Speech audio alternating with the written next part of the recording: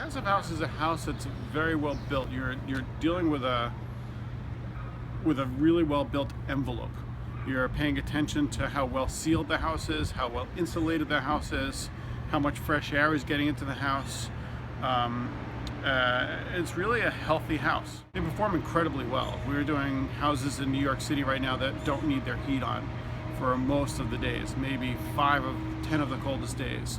But for the most part, they perform so well that they reduce the heating and cooling needs by 80 or 90%.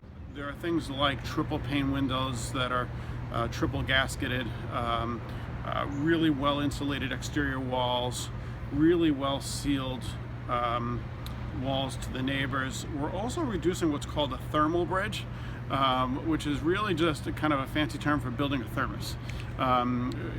Instead of having your outside structural members hitting the outside wall, which then has the cold from the outside wall transferred to that member, which makes your floors all cold and makes you uncomfortable, you make sure you don't do that. You put some insulation in between there. It's very similar to having just a glass of water versus a thermos that has that cold or hot water. It stays cold or stays hot for as long as you want to.